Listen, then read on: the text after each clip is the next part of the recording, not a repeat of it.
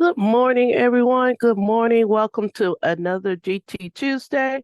We'll get started in a minute here, letting everyone get in.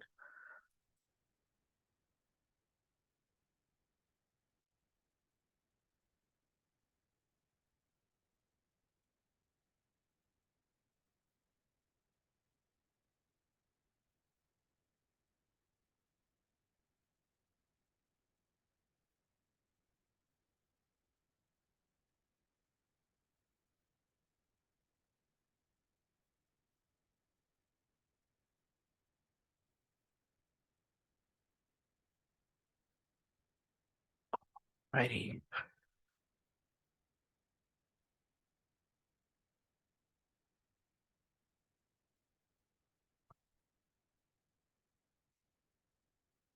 Hope everyone is doing well, enjoying this, excuse me, this weather. All right. Well, once again, welcome to GT Tuesday. It is November the 7th. We are doing our 9 a.m. session. And today we're going to just look at, I got my SPAD data, everyone. I got the SPAD data. So we're going to look at some data today, do a little Q&A. Any questions, shout outs, any happenings in your districts you want to share with the world? Not a heavy agenda, but hopefully insightful as we go in. And I see I got both my friends over from TAGT with us today. So I know they're getting ready and geared up for us. All right. So wellness check. Everybody doing good? Everyone doing good? Everyone. Oh, what about those Rangers? Everybody. World Series, first time out with a World Series. But then we got our Cowboys. They're up, they're down, they're up, they're down. And then hey, and the Titans are doing the same. So it's like, okay. But my nephew is doing good out there, y'all.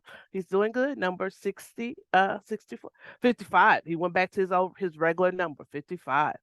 So for all those sports fans out there, well, hopefully the Cowboys will get it together, move forward.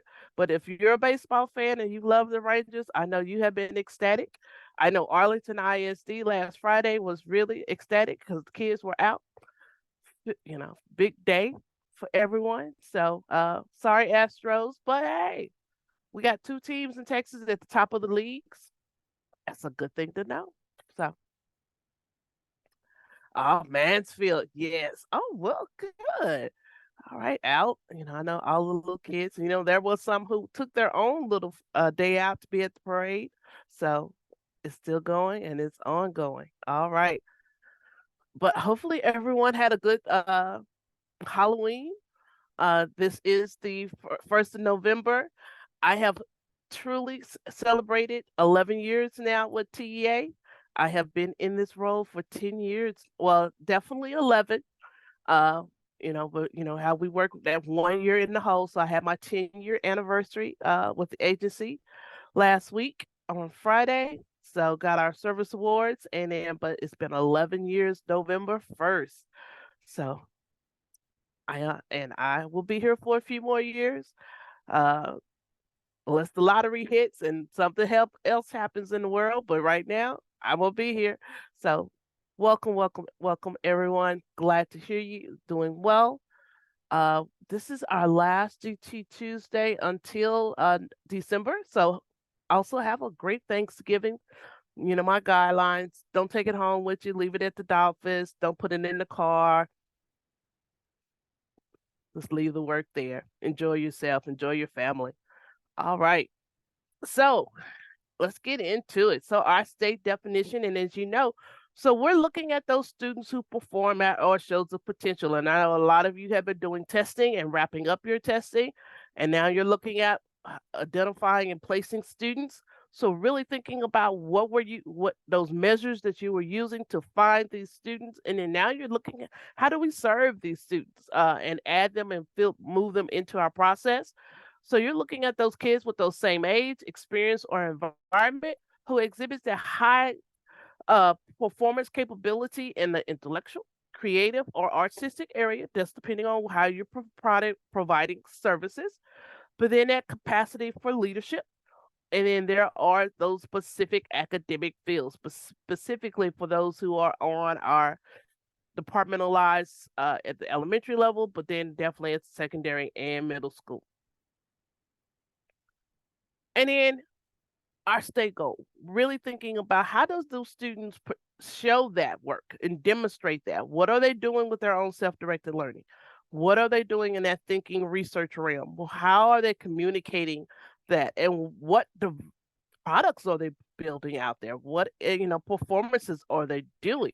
And really looking at that professional level specifically for our high school students before they graduate. So taking time to really think about your programs, your services, and then as you move forward. So as we move in, so GT Tuesday, the next one I want to say is in December the 12th, right after we come back from Taggart, from Gifted Ed 2023. Yay.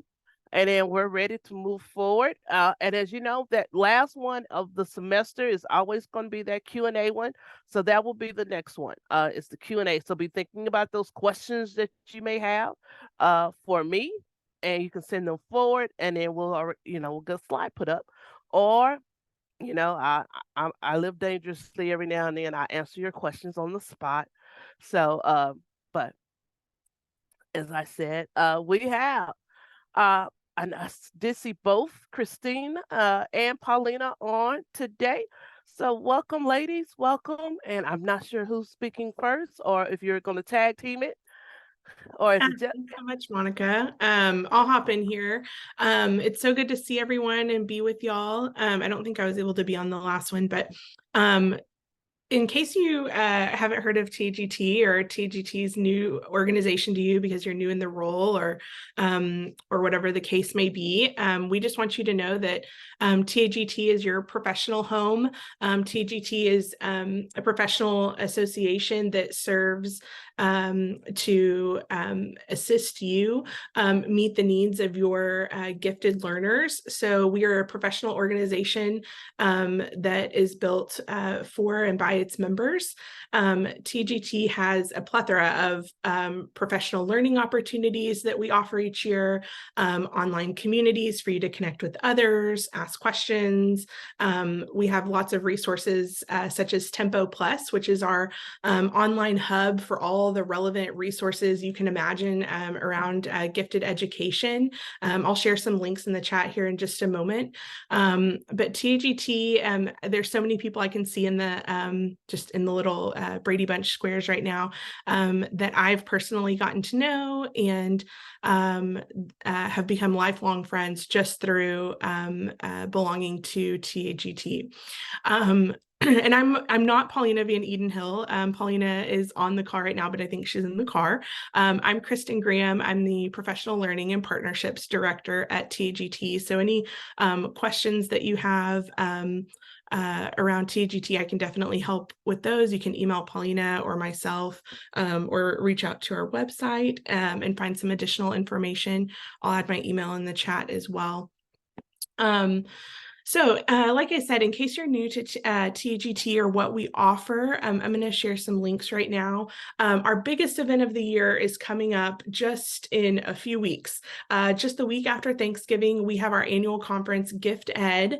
And I, again, shared a link there in the chat for you to check that out in case you're not already registered or wondering what that is. But we offer 3 days, over 100, I think over 110 professional learning sessions for everyone, no matter what your role is, no matter what your experience level is, your familiarity with gifted, if you've been around for 30 years or if you've been around for 3 weeks, we have so many great sessions and offerings for you.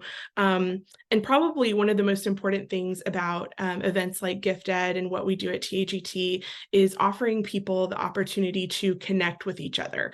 I remember when I first went to my very first TGT event, which was a Gift Ed conference. I didn't know anyone. I was a singleton from my district who handled all the GT things. And I walked away from that conference with a mentor, with friends, with professional colleagues that I could ask questions of.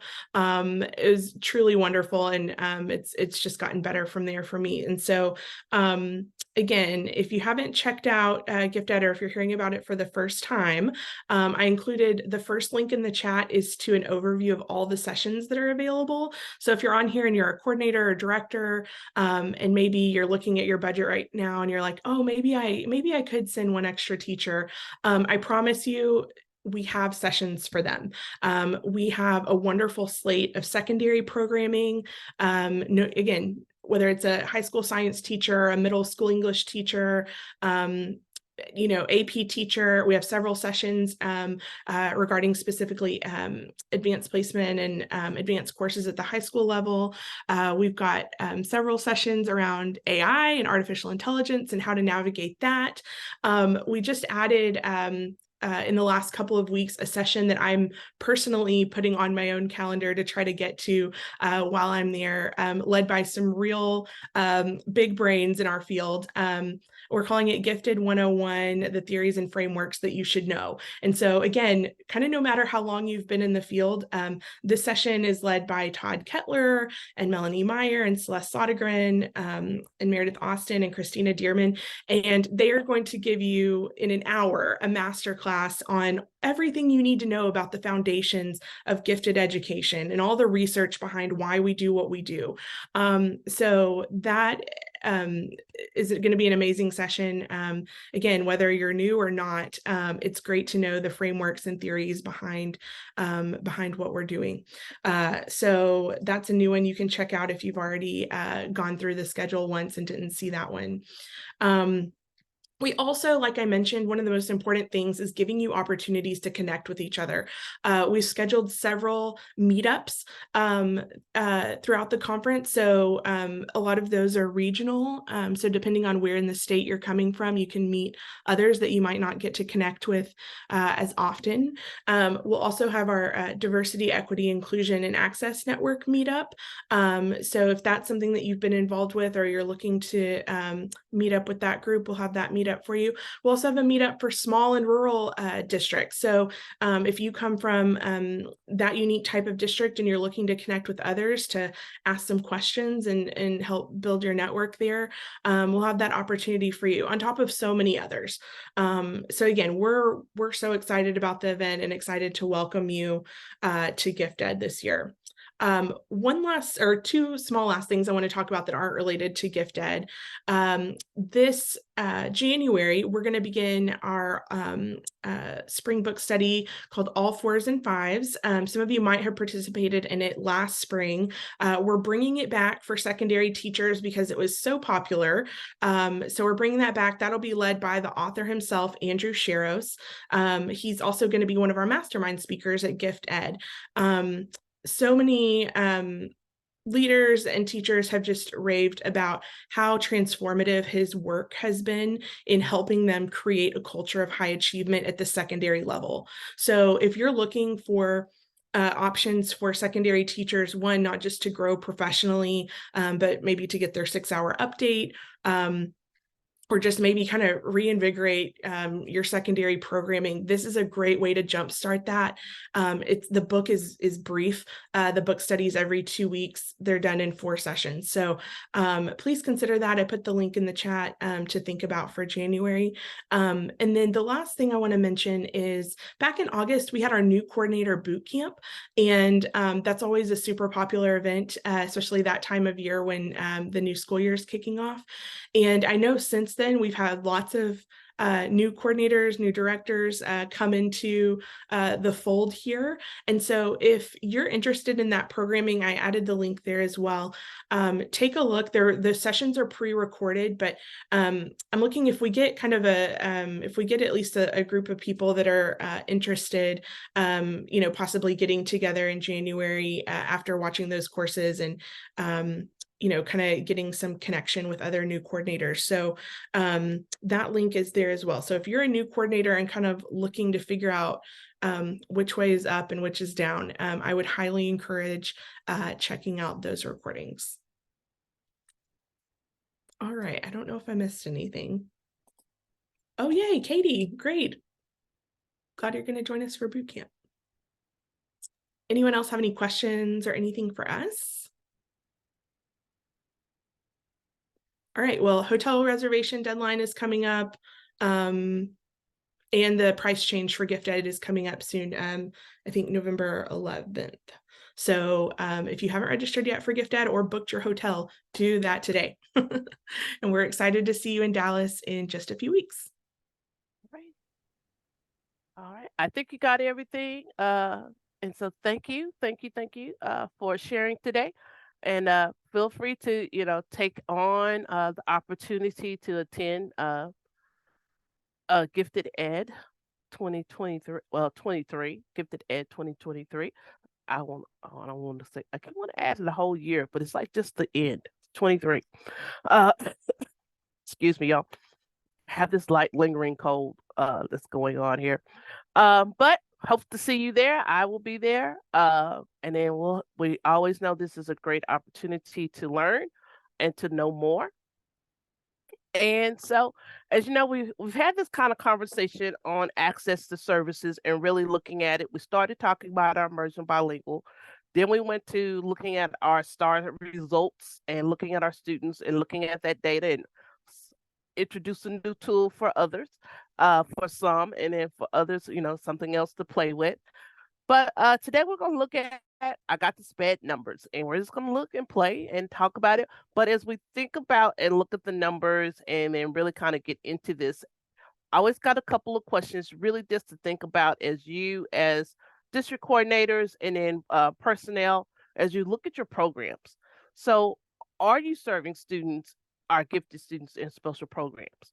Or are those from underrepresented groups?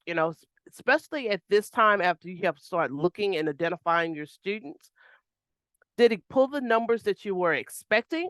Was it higher, lower? What, how we're providing services? Are students exiting out of your programs? Those are some of the questions, as you start thinking, are we doing well in our program services? Is there something we can change? What can we do? And then what might district personnel do to intervene on behalf of gifted students? What is happening out there? How many teachers are actually looking and identifying GT students? Or, as I had one, who's blocking students from moving forward because they see something different because of their mindset and their issues with a student compared to what others are seeing or the parent. So really thinking, what's happening with our personnel? Are they promoting our programs? That's the other thing. Are they promoting our programs, or, as I said earlier, blocking? Because there are some who are blocking our students, especially for this population that we're talking about. If they're doing well in a program, it's either, why are you being identified, or if they're SPED, it's like you wouldn't qualify. But you're going to see the numbers. There are those who do qualify. And then what are those processes and practices that are within your divisions in your schools and that are supporting our GT students? Really getting them next step, moving to the next level as we talk about looking at our numbers and then looking really at services and really trying to be transparent in how we support our students from day to day. So we'll start with our dyslexia numbers and really looking at those GT students. So here in the state of Texas, we have 7,688 students who have been identified as gifted and dyslexic or with dyslexia. And then so that actually equates to 605 schools in the state that have 605 districts, I'm sorry, that do have at least one identified student. Okay, one identified student. And then this is how it breaks down per region.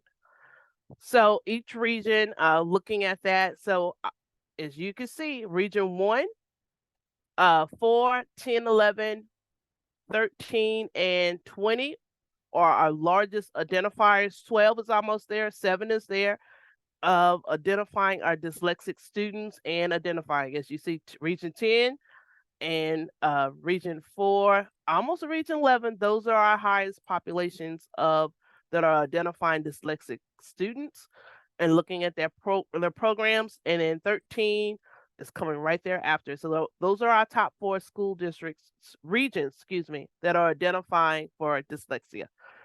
Um, so this is how they're looking across the board. So we're identifying across the state, but some are more. But it also says we have a different parent bases where they are that are looking and identifying. So kudos to you for actually doing the work, actually looking for the students, making sure the measures, the practices are out there to support. And then hopefully we can continue to grow this number. Our numbers have been growing in all our populations over the last few years, but really looking at how do we support these students?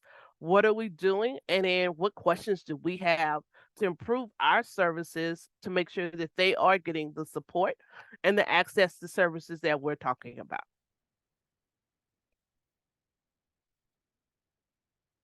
So with our SPED numbers, 11,000 students out there, 11,475 are identified as GT and in a special education program of services. And so we're looking at 681 campus districts out there that have one or more GT students identified as being served by special ed. So I want to say thank you once again, because you're doing the work. You're not leaving a kid behind in the services. And once again, those numbers, as you see, we got a little bit more on our top levels of 4, 10, 11, 13, and 20 are really out there looking for supporting our SPED, but also we also know we got those parent advocates out there who are really working and supporting their kids. So these are our numbers per the region. There is no region that is not on the table, so that is a good thing also. So that's our SPED numbers. And then as we look at breaking these numbers down by disability, so basically we're really looking at, we have we have 5,222 students of speech impairment. Our next largest is autism, 2,801. So really looking at how our students are in these programs, really looking at what are our services, really thinking about how do we support them and what are the goals that we need to be working on to support our SPED students, and really getting into that. So any ahas, thoughts, wonderings? I see a question. Paulina.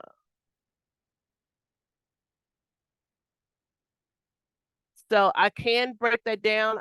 Currently it's just I have just the numbers, but we can definitely break that down by percentage later. So yes. To answer Paulina's question, do we have this data by percent of the POP? And we can break that down later. Yes. Some of it will be hard because some of our programs in our data world, we do mask. And since we have some students less than 10, it will be hard for that, but some of them will be easier. So yes. And always feel free, if we can get this at the state level and by region, that means you can also get this by district or campus. So it's just asking for a report, and I will put that link in there and in the chat, but always asking for a report from from our PEIMS people, or your SPEEM people can also, or data people can also pull this out there. Let's see.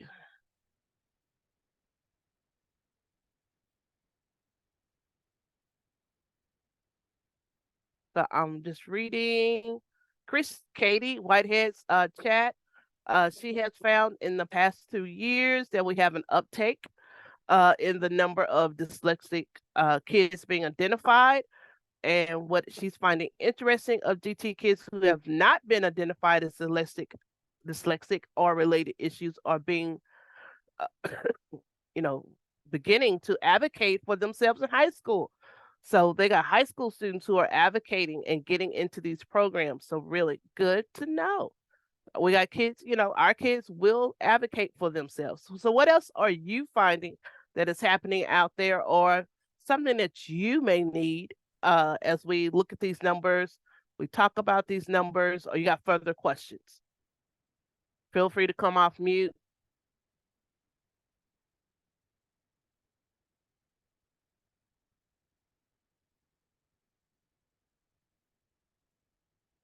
No questions? No wonderings?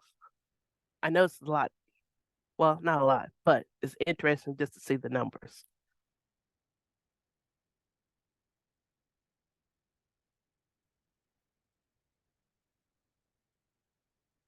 Okay.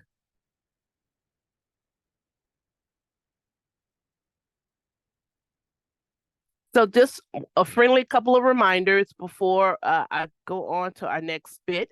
There are twice exceptional trainings out there.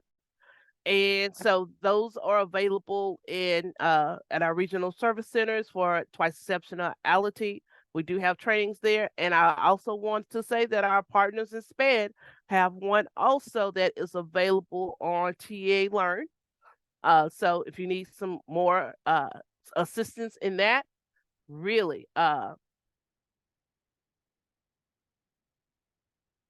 going into that. Is dyslexia included in learning disability? It depends, because if you remember, dyslexia kind of falls under two different categories. So it depends on how it was identified. It could be only a learning disability, but it could not. Some of it may not be. So it depends on where that student has been classified. Either it's dyslexia, and it might be on the 504 spectrum, compared to having an actual education plan, IEP. So really thinking just depends on how they were diagnosed. So the SPED training would be under TA Learn, because they do have a TA Learn for SPED twice exceptionality, because I did review that one over there. And then we do have one within our department that's available through our ESCs.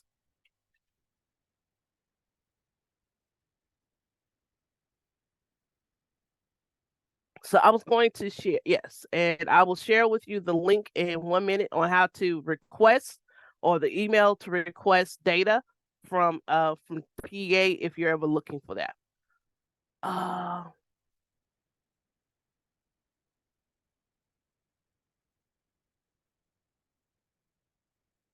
So on the new data, so this is based, and if you always remember, we're working a year in a hole. So this is last year's numbers, pair of at the end of summer. And so really looking at that as we pull these numbers in. So that we have not hit that new classification yet of how that looks. But I will take that question and actually work with my counterpart here at the agency for dyslexia, and really look at to see how this is changing and how does their numbers look. So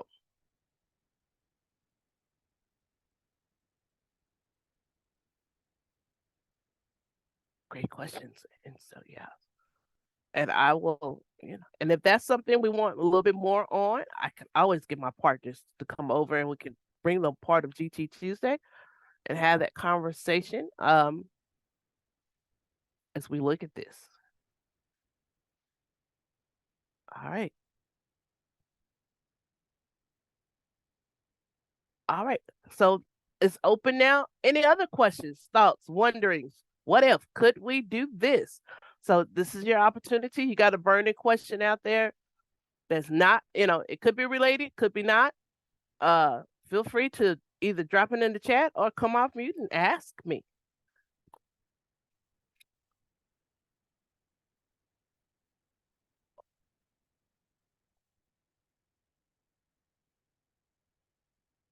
Everyone's quiet.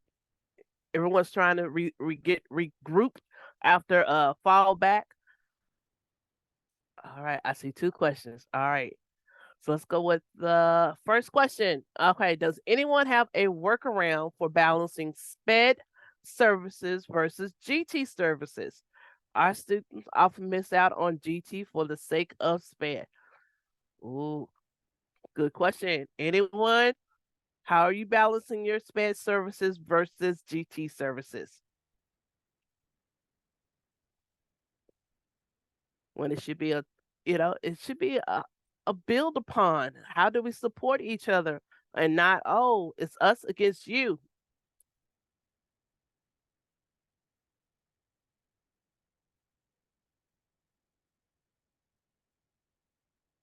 Anyone have a good workaround or a good plan? How's it going in your district?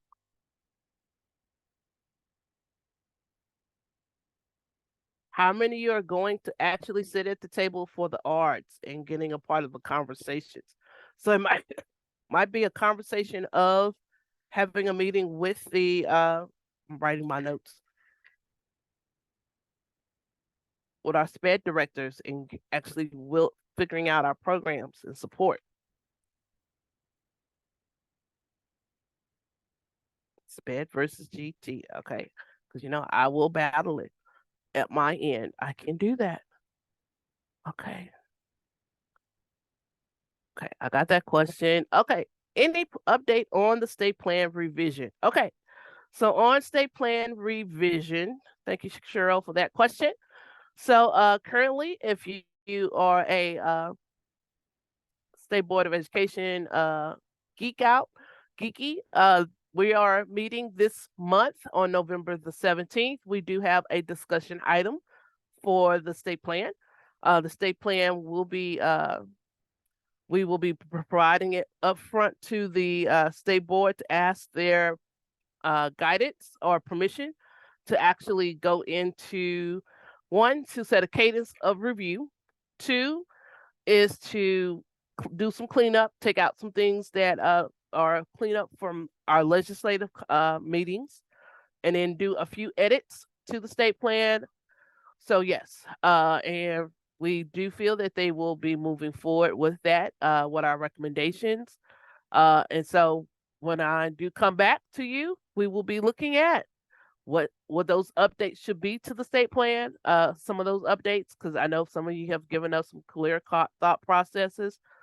As you know, I do use our Commissioners Advisory Council to really help establish some of the language. And as we look at it, because it's not all one person's show, and so we will be taking that time. So part of my conversation with you at Gifted Ed 23 will be on those revisions to the state plan. We will also have some more time during our GT Tuesdays. So if you got some recommendations after November 17th, I will know my marching orders and what we can, how we will tackle the state plan. And then we'll be going from there. So yes, that is in our future. So, okay. So Deanna Lovesmith, you have a question on about professional development. What's your question? And did you drop it in the chat and I haven't gotten to it? Or just come off mute, talk to me. No one's gonna jump you. We're friendly people. Hold on. Can you hear me? I can hear Can you you. hear me? Yes. Can you hear me? Yes. Okay. Well, I don't know what happened there. It didn't show that I was muted. Okay. So right now we currently use a company for our 30 hours and we've used different companies over the time and they're all very similar. And it feels like the 30 hours is great for administrators, but it's not really addressing the current needs of teachers in the classroom. And what I'm finding right now, the biggest thing is teachers need, how do I serve our GT students in a regular setting, not just when we have pullouts? And so my question is, as a district, do we have the freedom to design our own 30 hours with content however we see fit, as long as it's in those 5 key areas?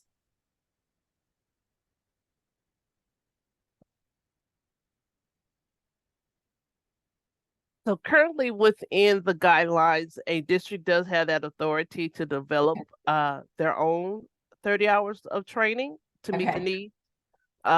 There is nothing against that, nothing that can change that changes that.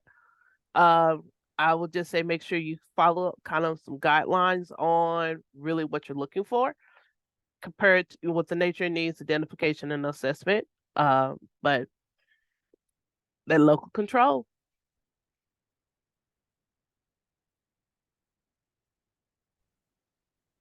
All right, did that answer your question? Before I go to the next one. I literally lost sound once you said the district has the freedom. I'm so sorry. The district has the free. So the gist of it I heard is the district does have the freedom as long as we stay in those areas. Yep. Okay, perfect. And I'll watch the recording as well. Thank you. You're welcome. All right. All right. So Kobe Stringer, all right. Good question. How do you handle parents who request testing each year? And what is the best course of action instead of repeated non-qualification and possible emotional trauma for their child? Yeah, we've always had that few parents who always think, yes, they are gifted, but you know, I think it's really getting to a point of having a conversation with that parent to say, either let's take a year off, let your child grow, or redirect them on the purpose of our programs and our services, and maybe have a conversation with the kid to actually ask them, do they want to do this? Do they want to, and then be realistic with that parent. I know sometimes that's the hard part, but then we also got to remember, we got to think about the kid and having those conversations. Anyone else got how do they handle that, working with their parents and the repeaters who come back for evaluation year after year after year? So I'll return the favor since I asked a question. I'll just say that we are dealing with that, and we are looking at putting in our just testing guidance that we will only test a student every either 2 or 3 years. Ultimately, if it comes to a battle, we're not going to win with the parent, but we were going to go ahead and set a parameter to stop the requesting every year because we don't believe it's good for the child. So I guess that was our question. So we can legally, after meeting with the parents, say we're going to skip this year of testing for your child? No, you can't legally say you're going to skip a year of testing. That was my understanding too. So we try to counsel, which is what we're doing. But when push comes to shove, if they want it every year, we have to do it, correct? What, now here's the child could actually say they don't want to be tested. You have to remember. And I know for some kids, depending on their age, because they are very vocal young people, some of them will say no. But as they get a little older, some of them, earlier, they will not say yes or no. But a little older, definitely, I think our 4th, 5th graders, and definitely maybe some 3rd graders will actually can speak and advocate for themselves to say yes, no, or this is not something I want to do. So like what Deanna was saying, if there was a policy in place of no more than twice in elementary, if a parent still wants to override that recommendation, we still have to oblige, correct? Correct. Thank Per you. the law, per the law that is out there now. Yes. In Amarillo, we deal with that a lot. So what I do as the director is I sit down with the parents and I show them the previous test scores plus all the classroom work. And so we go by the abundance of evidence that we have. And I have that conversation of, let's look at the growth. Let's look at the evidence. Is this in the best interest of your child? And most of the time I can turn it around where it's best for them to wait a year. And we have the conversation of, best practice is to do it once in primary, once in intermediate, once in secondary. Very rarely do the parents push and say, I want to do it every year after we look at all the evidence and after we have that conversation. But it's me going out to the school and doing that with the school administration. Usually if the school administration tries to do that themselves, it doesn't work. So that's what we've done after many years of battling that same issue. And that has cut down on a lot of additional testing on one child. That's great feedback. I might need to include that as well. So campus folks are having those conversations, but I think sometimes when push comes to shove, it's so awkward with the parent that they just succumb and say, well, let's just test the child again. So thank you for your response. Really appreciate Yeah, it. you're welcome. And they look at us as the expert for gifted, where they don't look at the campus people as the expert on that topic. No, So I that's a think really that good makes the point. difference. Thank you. Hmm. And back to, I can't remember her name that talked about the 30-hour. In Amarillo, we've done our own 30-hour for a while just because of cost saving. So if you need some pointers, we'll be happy to show you what we've done. Thank you. You're welcome. So that leads us good back to the question for Missy. Yes, your understanding is correct. The 30 hours have to be provided by your 30 hours can be provided by your ESC or someone with training. And so you have to look at who's training. So you would not give, so when you're doing and you're taking it over for as a district, you are making sure everyone has their 30 hours who are some level of expertise in developing that material. So, but you are considered the experts. Now, if you're a novice, you probably wouldn't not try to do 30 hours your first year out. I will put it that way. But as you grow and you build into and you understand what we're looking for, and you've all gone into it, you start seeing and you also understand, and part of our state plan is you are to look at what is your district needs. So when you're thinking about your updates, you're thinking about those curriculum and instructional pieces, really thinking about what is that design? How does that look for your district and what is going on? So, but we do highly recommend that you find an expert, or so at least at the very minimum, they do have their 30 hours of training before they are providing the training to others, or even the development. So really thinking about that. So as you go into it. All right. I kind of answered that question.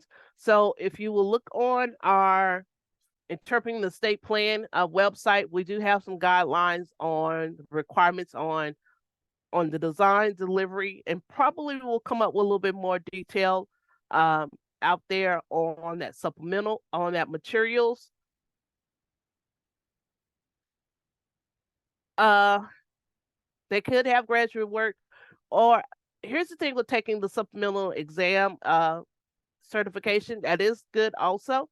But then we got those who are experts so really those are some options that you can look at as you go into this.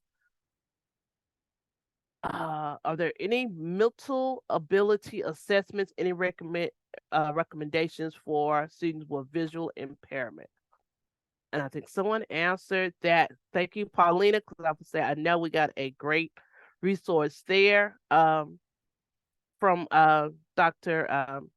Susan Johnson, who did a great workshop for our conference, not a conference, but a little TED, kind of like a TED Talk, I will put it, for TAGT last year, I want to say. Yeah, that's been a big question here.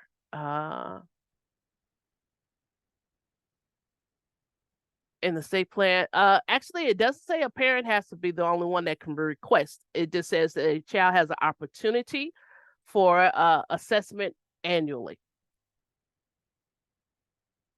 All right, let's make sure.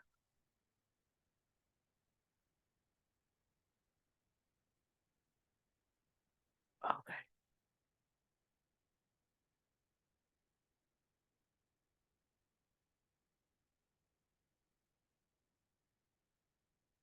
Okay. Any other questions, wonderings? Good conversation today, people. Good conversation. Monica, I do have a question for you. Yes. So looking at these conversations about SPED services and dyslexic services versus GT and all of that, where are we as far as the requirements of documentation of GT services? I know that the state plan kind of puts it as an exemplary piece versus required. And so that has less teeth, I think, for some districts because we don't have that same bite that, say, SPED does. where do we stand on that piece, the tracking and documentation of those services? So if a student currently, I'm just going to tell you how the world is right now. Currently, if you as a district have a student that is GT and SPED, you are to include that GT process in the in their art, in their documentation. All of that should be a part of their program services, documented in 2 places. Now, Okay. on our GT side of the world, we are totally weak on how we're documenting, how we're providing services, because that is totally left up to the school districts. We do say we should have an IEP plan. I would probably say this is that opportunity as we go in to really lay out, as we look at the state plan, as we look at hearing from our state board, also looking at some of the directions we want to go. How do we meet that up? What does that look like? What are some key components of a GT educational plan for our students? Really taking the opportunity to say we are looking for more supports for our students and how we support them, and then get to that progress monitoring, looking at their performance and how they're moving, because part of that's in rule text. We are to be looking how our programs are performing, and that's looking at our students. So really looking at how are we monitoring that, how we're building that. I just feel at the moment our tide is about to flow a little bit differently of how we are looking at students and how we are to document their successes, their failures, how they are growing and really getting out to another level. So as we move forward, just be ready to move with the ebb and flow, and to think about how do we approach it? How do we get to that point? And then not see it as another piece of work or a versus like someone else is having with their other districts. It really is, how do we build those layers of support for our students? It should not be a student has to decide, do you want SPED services or GT services? Do you want, to be in a dual language program or in GT program? It really does not. It doesn't make sense. In the real world, it should be truly, you're getting all of these supports. This is how we're going to help you, student, to get to the next level to be successful. So at the moment, we should be working with our partners and using the mechanisms that are in place to support a kid and document everything that's going on. But on our side of the world, I'm just going to say it, we have not been true advocates for ourselves and the way our programs are run, because we have really not put in the parameters to support us at the local level to say, this is what we expect our students to do, and keep people to the fire to, this is what we're expecting. And then part of it is, it's just the world that we live in, where some of those inclusion processes and things have never saw GT as important. It is something on the flip side that's, these few kids, they're going to get enrichment, or they can do it on their own. And so we've always been fighting that mindset. And so we got to keep fighting that mindset that no, they should not have to fight for themselves to learn something day to day. They should be able to get a full education like any other kid. And it is the right of, until we get parents that can say, my kid has the right to a free education, free quality education with rigor and challenge, like all other parents say. But our parents, some of them say it, some of them don't. And then some of them are just happy because they got a label. I'm going to put it that way. So until we get a few more people out there that goes with our mindset that, yes, our kids deserve something better. And no, sitting them in the corner with a book or sitting them in a group and they're leading the class in that little cluster group is not working for us anymore. That's where we're going. So, I'm sorry. Thank you. Okay. I get on my tangents every now and then, so I'm sorry. But yes, but I think that's where we are.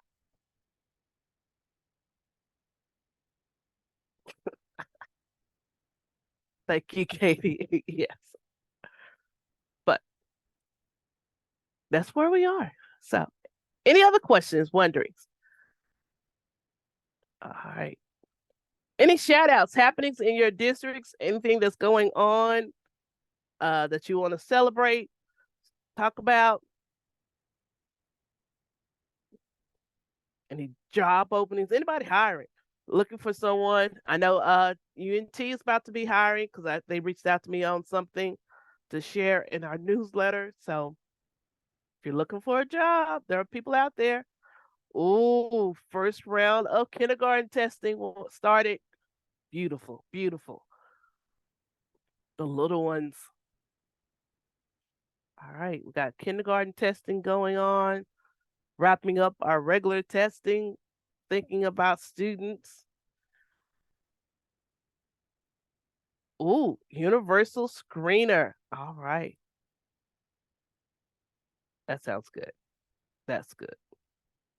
Ooh, paper-free referral process. Wow, you got to make parents go out and really work on it. Okay, Allen ISD is hiring for an advanced academic coordinator. High school. All right, if you know someone, don't leave your district in the lurch. But if you know someone, feel free to reach out. All right.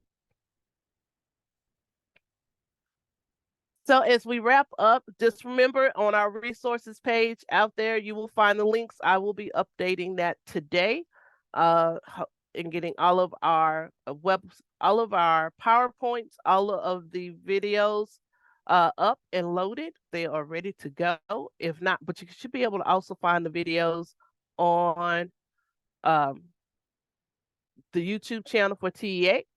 And then also, if you got any announcements, check out our TA web, subscribe to our newsletter.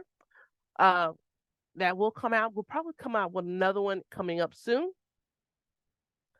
And if you do not have my contact information, this is how you can contact me. Feel free to reach out as we go in.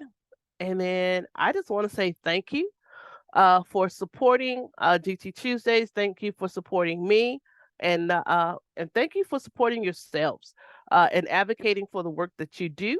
And as we go forth, really, as we move beyond and going into it. All right. So I see. Got one more question. So anyone else having a battle with that 33% of clustering for students?